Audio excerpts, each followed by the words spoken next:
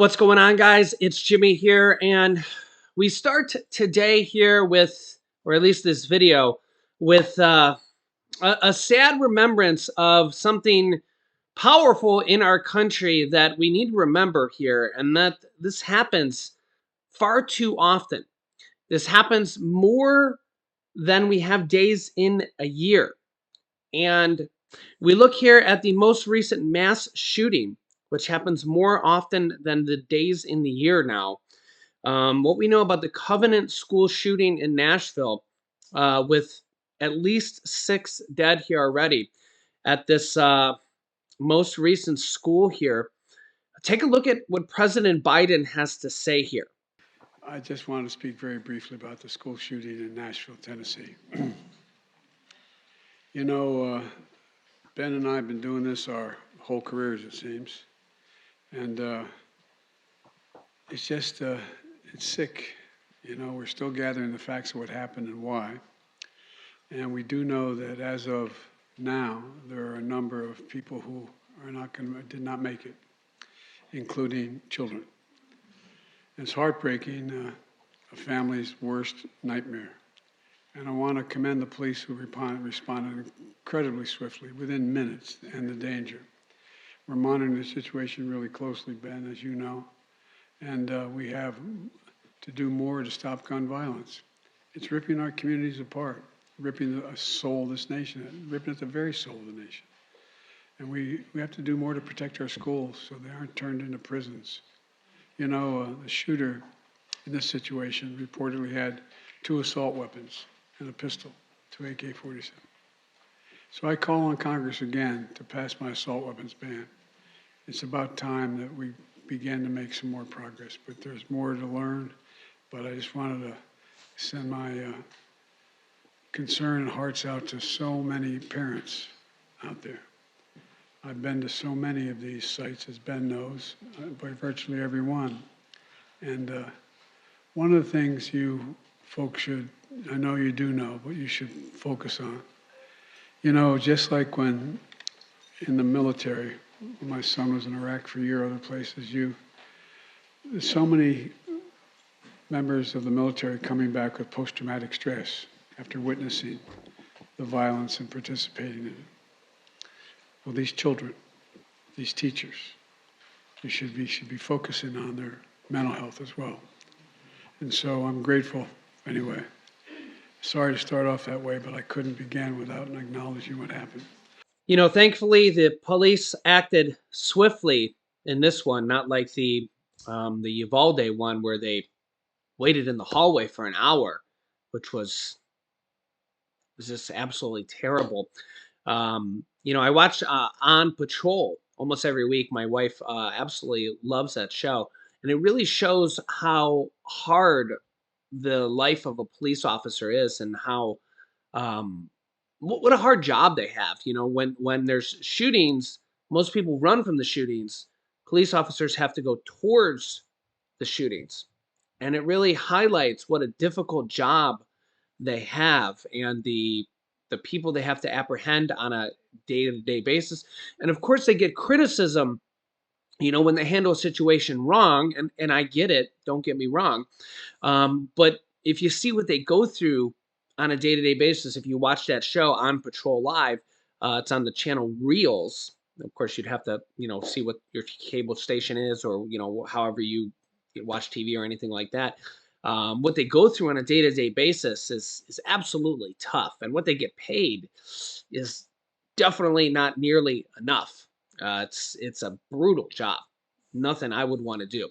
And this has renewed President Biden's push for what you heard him say, assault weapons ban. Talking about, you know, automatics, AKs, and a different type of what they call assault weapons, because, you know, you can buy these here in most states, and of course each state has a slightly different law.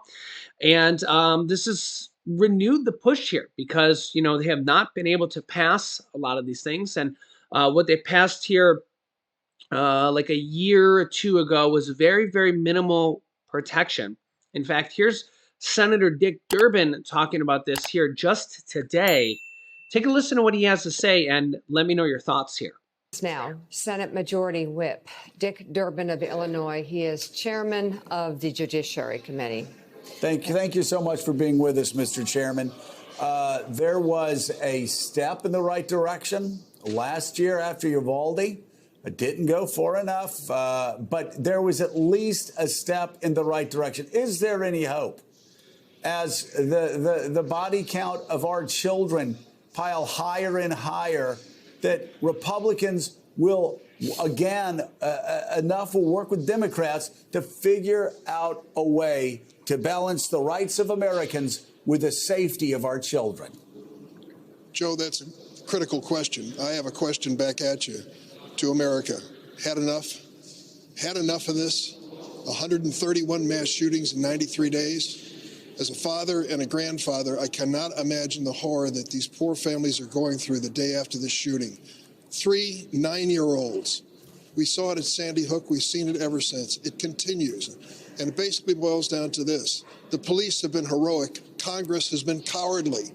And the United States Supreme Court, sadly, is off on some mindless venture where they seem to think they can rationalize what's happening in our streets and in our schools. We have to reach a point where people ask a candidate to Congress one basic question. Are you willing to vote to eliminate assault weapons? If the answer is no, my vote is no, as far as you're concerned. Unless and until American people decide they've had enough and they are going to make this a critical swing issue in the next election, it's not going to change on Capitol Hill. Senator Durbin, good morning. Jonathan Lemire, I know your home state has been touched by mass shootings as well. So these Republicans who are opposing efforts to have further gun reform legislation, what are those hallways like? What are those conversations like in the hallways in that building? When you see one of your Republican colleagues, what do you say to him or her? And what do they say back about this issue? Oh, let me tell you, everybody has their script, and they're preaching their script, and they're not going to change from it. Even if your own home state or your hometown has been hit by it, it doesn't move them 1 inch closer toward trying to find a solution. And I look at the bottom line here. This approach is basically mindless. To think that the founding fathers believed what we have today is part of our constitutional right, the constitutional right of a person to purchase a gun. Highland Park, Illinois, in that situation, with those assault weapons involved in it, they were surrounded by armed policemen there for the parade. And by the time they located the shooter in 60 seconds, that shooter had fired off 83 rounds in 60 seconds, killing 7 people and injuring dozens of others. Tell me that has something to do with a well-regulated militia. Tell me that has something to do with a constitutional right to bear arms. I don't believe it. And the fact that we've reached that rationale is disgusting to me. It's time for the voters to take charge in this issue. Beyond discussions, of course, on guns, the Senate today will also hold a Judiciary Committee hearing about the border crisis. Senator Durbin, you, of course, will be involved there, chairing that. Secretary Mayorkas of Homeland Security is going to be there. We know Republicans have really vilified and criticized his efforts there at the border. Can you explain to us what American people should expect to hear from this hearing today? I can tell you that our immigration system is broken in America, badly broken. I joined 10 years ago in a bipartisan Gang of 8 effort to put together a reform. It passed the Senate, was stopped cold by the Republican leadership of the House. The same thing is true today. Here is a simple fact, much like the gun issue. For 30 years, Congress has been unable to reform our immigration system. What we're seeing at the border, what we're seeing happening across the United States, is the product of that refusal of Congress to face this issue. This is another issue where we should step up, put aside the cliches, and find a practical solution that keeps the borders safe in America and says that people who come to those borders should do it in an orderly fashion and be carefully reviewed so that no one who's dangerous will ever come into this country knowingly. Senator Dick Durbin, thank you very much. We'll be watching can I ask that. the Senator just one final question? Very quickly, yes, you can. We've been talking this morning about how for 200 years in this country, we somehow balanced our God-given rights with our responsibilities as citizens to other citizens. Talked about John Kennedy saying in his inaugural address, ask not what your country can do for you, ask what you can do for your country. How has that become broken? How is this surge of hyper-individualism that is causing one crisis after another crisis. I got to say, not only the shootings, but also causing a mental health crisis, causing people to isolate more. When did we lose our way on striking that balance between rights and responsibilities? Joe, let me tell you, I couldn't agree with you more, and I can't pinpoint the exact event or moment when that occurred.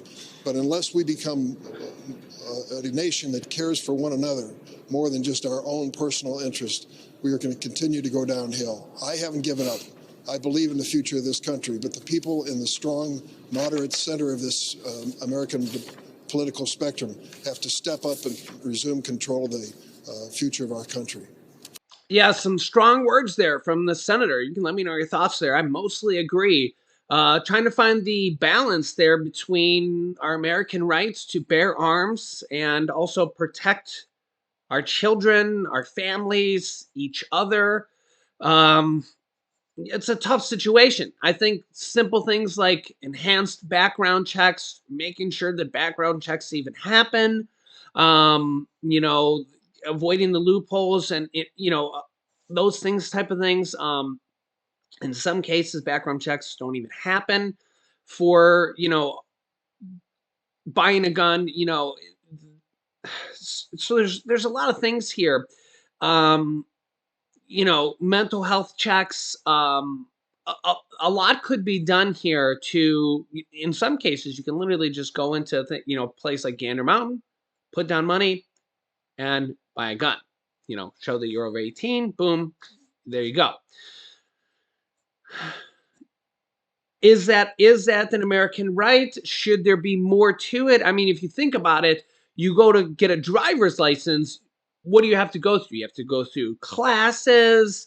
You have to go through, 40 hours of driving. You have to drive with a parent, et cetera, et cetera. You have to go through an actual test, and then every so many years you have to go through another test, an eye test, et cetera, right? You have to have a license, a driving license. You have to have insurance to drive a car. Like, think about how much more regulation there is with a car than there is with owning a gun.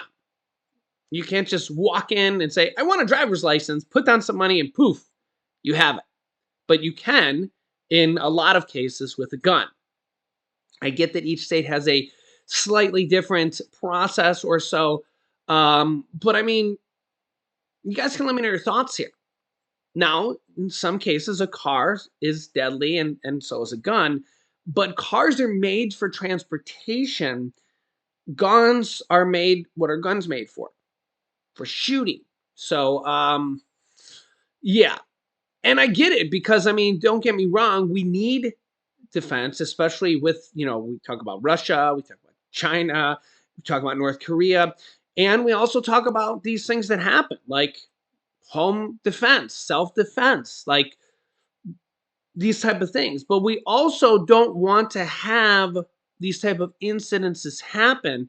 So how do we prevent this from getting in the hands of the wrong people, and also not having these like not the semi-automatic, but the automatic styles, the ones with the extended clip, and the ones with just way too much ammunition. They can fire off 80 rounds in a minute, and it's just where do we draw the line?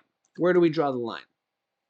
So let me know your thoughts here in the comments. I'll keep you up to date here. Should more be passed? Should less be passed? I mean, yeah, when is enough enough? So I'll keep you up to date here with everything going on here in our country on a daily basis. If you haven't yet, make sure to subscribe down below and click the bell icon afterwards so you don't miss out on new videos that come out here every day on our YouTube channel at 10 a.m., 3 p.m., and 8 p.m. Eastern Standard Time. And don't forget to hit the like button for us. Here's some videos you should watch next. The United Nations was just called for an emergency meeting. Click on that video here. Or you can click here to watch my video about SNAP, low-income, and middle-income Americans. So click on one of those videos next. Thanks for watching, guys, and I'll see you in the next video.